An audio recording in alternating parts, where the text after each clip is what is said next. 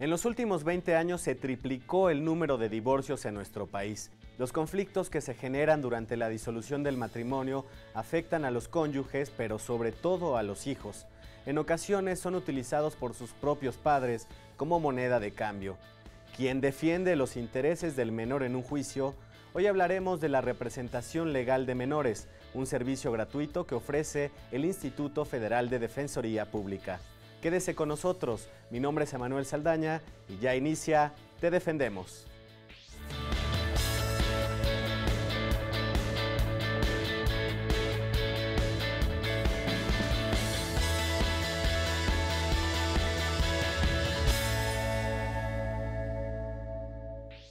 Está en el estudio licenciado Francisco Garrido Calderón, asesor jurídico federal. Bienvenido, licenciado. Gracias, muy amable. Para comenzar, ¿nos podría decir en dónde está regulado el servicio de asesoría jurídica que brinda el Instituto Federal de Defensoría Pública?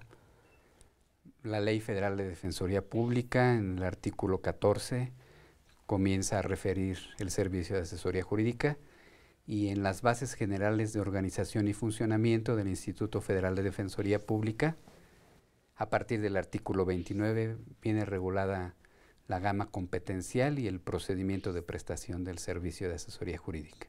Licenciado, sabemos que hay una figura de representación especial. ¿En qué consiste y a quién está dirigida? El artículo 29 de nuestras bases, que acabo de referir, dice: el servicio de asesoría jurídica del Fuero Federal debe prestarse en las materias que a continuación se señalan. Fracción tercera, materia civil. Inciso D, juicios de amparo en los que el asesor jurídico debe actuar como representante especial de un menor por designación de un juez de distrito. Y fracción quinta, en todas las materias, tratándose de juicios de amparo en que los titulares de órganos jurisdiccionales requieran la designación de un representante especial para un menor o un adulto que tenga limitada la capacidad de representarse por sí mismo. Esa es la representación especial que se le denomina así dentro de la asesoría jurídica, cuando se trata de un menor o de un adulto que tiene limitada la capacidad de representarse por sí mismo, es decir, una persona incapaz. En esos casos se da la representación especial, llega el juicio al juez de distrito, y él, cuando determina que existe alguna controversia entre los papás del niño por la cual el juez determine que deba tener un representante especial, es en esos casos cuando intervenimos como asesores jurídicos a nombramiento expreso de nuestro Instituto Federal de Defensoría Pública. ¿Es siempre el juez quien determina si se requiere de esta asesoría especial? Sí, en estos casos de representación especial, así es porque la propia normatividad así lo establece. Cuando el juez determina que el menor debe de tener un representante especial porque sus papás, que son quienes ejercen la patria potestad, no lo puedan tener porque tienen una controversia entre ellos mismos, es cuando es el juez quien hace la designación, quien le solicita al instituto que haga la designación, y es cuando interviene un asesor jurídico. ¿En qué casos los menores pueden requerir de una representación especial? Repito, es normalmente cuando el juez en el juicio de amparo lo determina. La controversia natural es el problema que le plantean los papás del menor al juez del fuero común. Cuando no están de acuerdo en alguna determinación del juzgado estatal, entonces promueven un juicio de amparo indirecto. Ese juicio de amparo indirecto es de la competencia de un juez federal, de un juez de distrito. Y cuando el juez de distrito determina que existe un conflicto de intereses para resolver el juicio en el que el menor debe estar representado por una persona distinta que no sean sus papás, porque ellos tienen una contienda judicial, es en esos casos en los que el juez determina que precisamente por el conflicto de intereses, entonces le solicita al Instituto Federal de Defensoría Pública que designe a un asesor jurídico que represente al menor. Entonces, a través de nuestro superior jerárquico, se hace la designación del asesor jurídico y es así como inicia nuestra intervención en el juicio. ¿Y a partir de ese momento en qué consiste su intervención? Comparecemos a aceptar el cargo, a protestar el cargo ante el juzgado federal. Conocemos el asunto, nos imponemos de constancias, procuramos ver en qué consiste el acto reclamado, si es el correcto, procuramos analizar el fondo del asunto para saber cuáles son los requerimientos del menor, para saber en qué consiste el conflicto de intereses que pudiera haber entre sus padres, y participamos en audiencias, principalmente rendimos alegatos el día de la audiencia en el sentido de salvaguardar el interés superior del menor, enterarnos, repito, cuál es el fondo de la controversia y respecto de ello alegar qué es lo que le conviene al niño, qué es lo que necesita el menor dentro del entorno que está viviendo con su familia,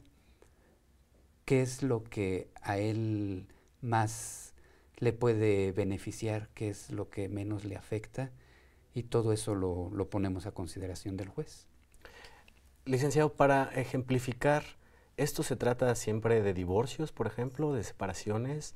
¿O cuáles son los conflictos que puede haber entre los padres? ¿Qué otros ejemplos podría haber? Es normal que pudiera ser así. A veces no precisamente deviene de la separación, a veces deviene solamente de la falta del cumplimiento de la obligación alimentaria por parte de alguno de sus padres. A veces deviene de la patria potestad que se estuvieran discutiendo, y en muchas ocasiones acerca de la guarda y custodia del niño. ¿Quién de los dos se va a quedar con el niño y cuáles van a ser los derechos y las obligaciones de ambos, tanto del papá que se va a quedar con el menor como del papá que no va a poder convivir con él, pero que tendrá derecho a un régimen de convivencias? ¿Y esta representación especial siempre es derivada de un conflicto entre los padres o hay en algún momento en que algún menor requiera una representación especial, aunque no sea derivado de un conflicto entre sus padres o tutores? Bueno, la representación especial así conocida dentro de nuestra ley y nuestras bases de nuestro instituto se da normalmente cuando existe ese conflicto de intereses, cuando el juez tiene conocimiento de un juicio de amparo en donde determina que hay ese conflicto, entonces solicita el nombramiento de un asesor jurídico. Así es de que es lo normal que en la representación especial exista un conflicto de intereses.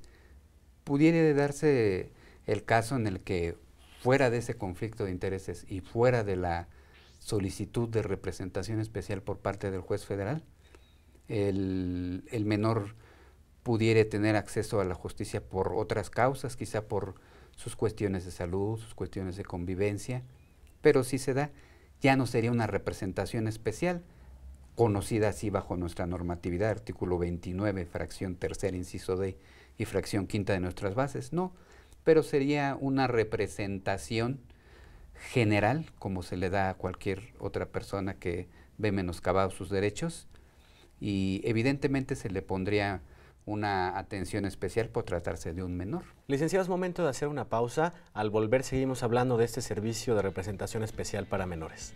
Está bien, gracias. Lo invitamos a que no le cambie de canal. Regresamos a Te Defendemos.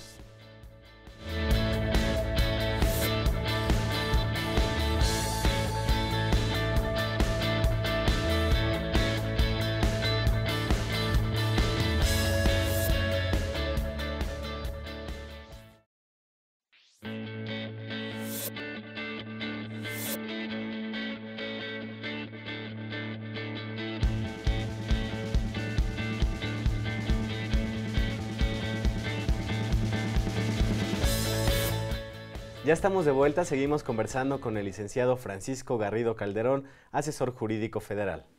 Licenciado, ahora díganos cuál es el papel de un asesor jurídico al representar a un menor en un juicio de amparo. Bueno, comenzamos por que una vez que recibimos la representación, acudimos al juzgado a personarnos, a aceptar el cargo, a protestarlo, a conocer el asunto, a saber cuáles son las actuaciones de primera instancia o de las instancias que tengan en el fuero común, para saber los antecedentes del juicio de amparo, del acto reclamado, de las partes, saber cuál es el fondo del asunto, la causa por la cual se planteó el amparo, para de ese modo, si es necesario, ofrecerle las pruebas idóneas al juez, apoyarlo, porque ese es el papel del asesor jurídico, para que pueda dictar sentencia en el juicio de amparo en el que intervienen menores. ¿La comunicación de ustedes como asesores jurídicos con un menor es de manera directa? ¿Tienen comunicación directa con el menor? Sí, cuando es necesario, así es. A su servidor le ha tocado entrevistar menores previa a la entrevista que lleva a cabo con el juez. Hemos tenido audiencias en donde intervienen directamente los menores, en donde el juez los escucha directamente.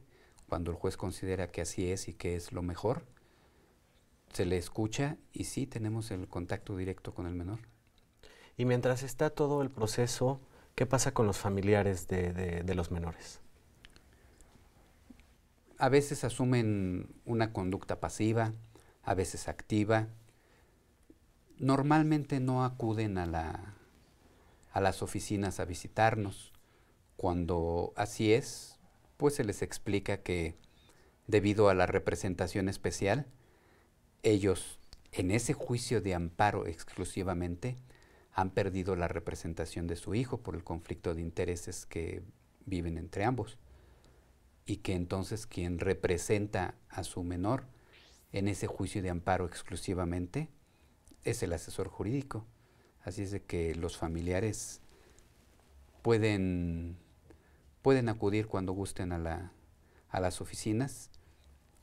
Se les indica que el asesor jurídico va a representar exclusivamente los intereses del menor, que no vamos a argumentar ni a velar por intereses de los padres, porque precisamente la jurisprudencia del Poder Judicial de la Federación es en el sentido de que el interés superior del menor está por encima, es de mayor entidad que los propios intereses de sus padres en los juicios donde derivan las controversias.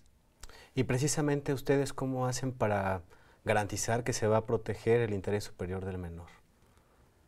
Precisamente a través de nuestra actuación, del conocimiento de las constancias, y cuando el juez lo determina, pues de concederle el derecho de audiencia directo al menor, escuchar cuál es su parecer, cómo ve él las cosas, y si tiene mayor capacidad por su edad, pues precisamente él puede decir qué es lo que él quiere. Sí se le escucha al menor cuando el juez lo considera pertinente y cuando en algunas ocasiones nosotros como asesores jurídicos se lo proponemos. ¿Hasta dónde llega la capacidad de decisión de un menor en un juicio?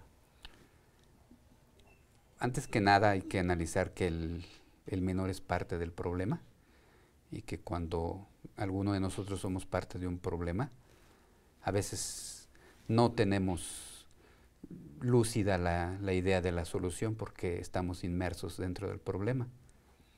Con un menor con mayor razón, pero al escucharlo, para el juzgador, para el asesor jurídico, es una ventana al problema, y el menor nos puede decir con fidelidad en qué consiste el problema, cómo le afecta a él, qué es lo que piensa él acerca del problema, y escuchándolo existirá la mejor solución por parte del juez. Escuchando al menor, el menor es, repito, parte del problema y un menor, él no va a dar la solución, él va a ser escuchado y se va a resolver de la manera en que más le favorezca a él y menos se ve afectado. Licenciado, ¿los juicios que involucran derechos de menores son diferentes? Pues sí, precisamente por la intervención del menor, es que el juez, los asesores jurídicos en estos casos de representación especial, tenemos que hacer un ejercicio de ponderación en donde se sopesan cuáles son los intereses dentro del litigio, los intereses del papá, de mamá y de los del menor principalmente. Así es de que sí son diferentes porque hay que realizar ese ejercicio en favor del menor antes que nada. ¿Se les explica a los padres esto que nos decía, que ustedes están para proteger el interés superior del menor y no los intereses de ellos como sus padres o tutores? Sí. Cuando llegan a acudir a la oficina, su servidor al menos, hacemos hincapié en eso precisamente. Y a través de los escritos que vamos presentando en el juzgado, yo creo que eso es lo que principalmente se desprende e incluso es pertinente en algunas ocasiones decirlo así literalmente, que vamos a velar por el interés superior del menor, lejos de los intereses que pudieran existir, además de los del menor, dentro del juicio. Licenciado, es momento de hacer una segunda pausa. Volvemos en breve. Muchas gracias. No le cambie de canal. Regresamos a Te Defendemos.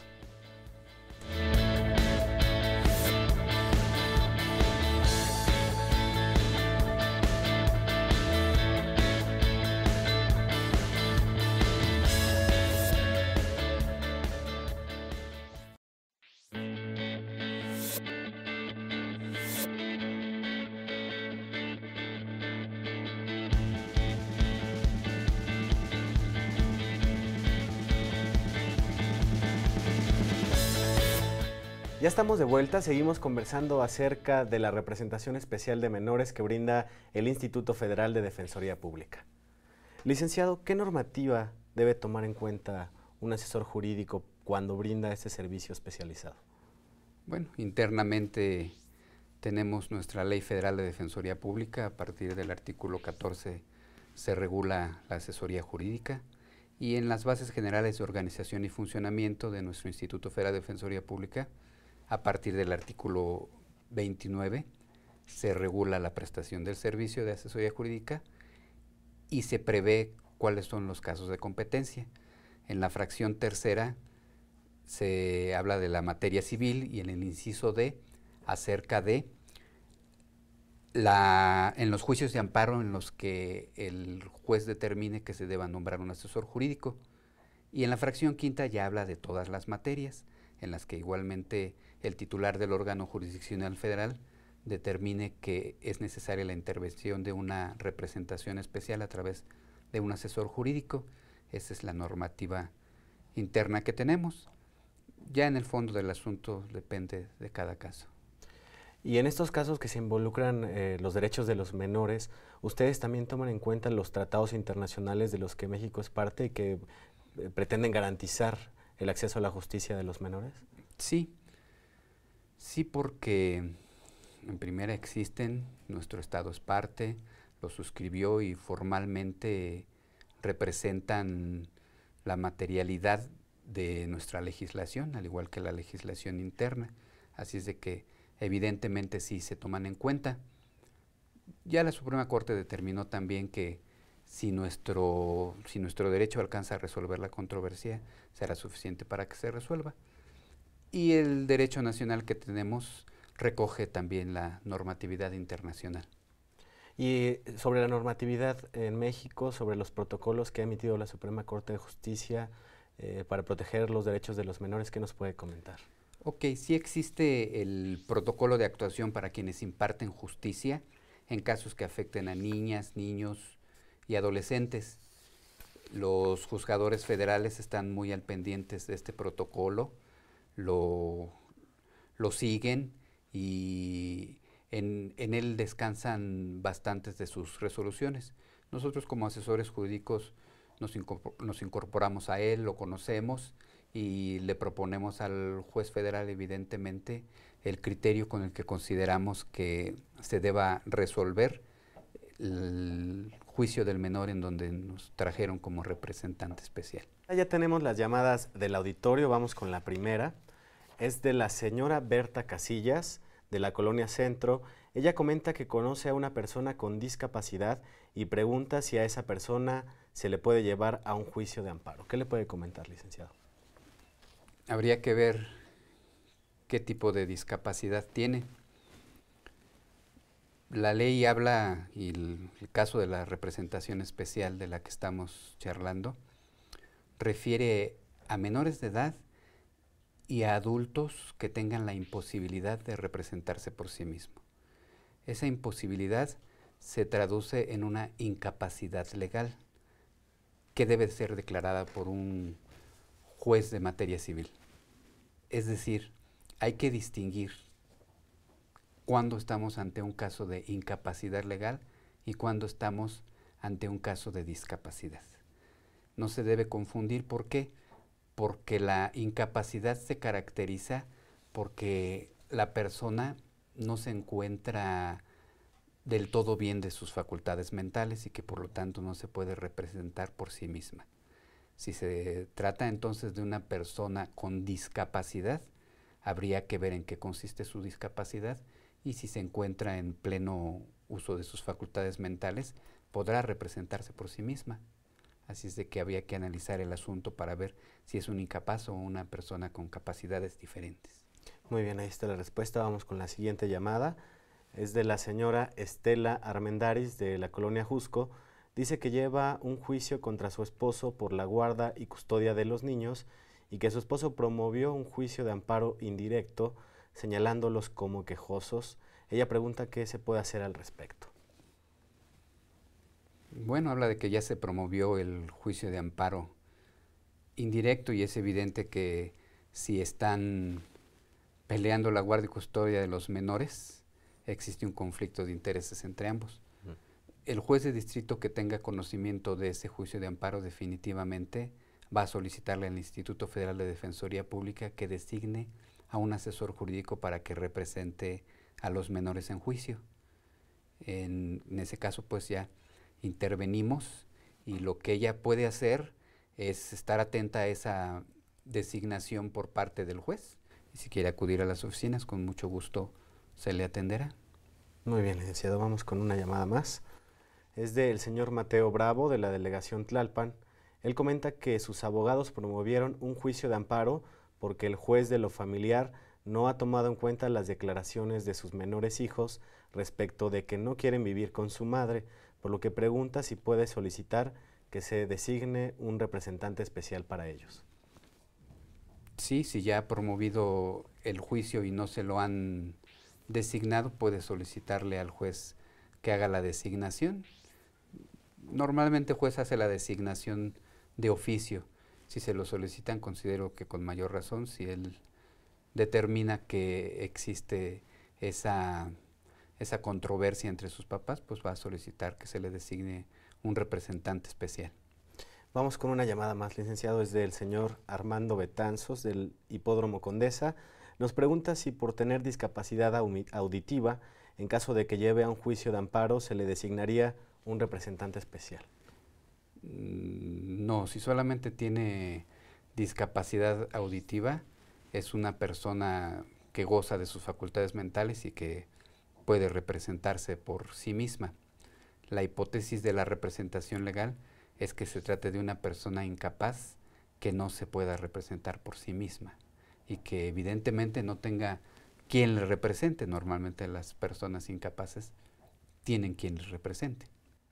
Muy bien, licenciado, pues gracias por responder las llamadas del auditorio. Ya se nos termina el tiempo, pero antes, ¿nos podría decir a dónde se puede dirigir la gente para solicitar sus servicios? Aquí en la Ciudad de México estamos en Bucareli 22 y 24 en el centro de la Ciudad de México. Estamos para servirles ahí. Muy bien, licenciado Francisco Garrido Calderón. Le agradecemos mucho que haya conversado con nosotros en esta emisión. No, al contrario, gracias a ustedes. Gracias al equipo de producción que hace posible este programa, gracias a usted por sintonizarnos, lo esperamos la próxima semana y la invitación a que se quede en la señal del canal judicial.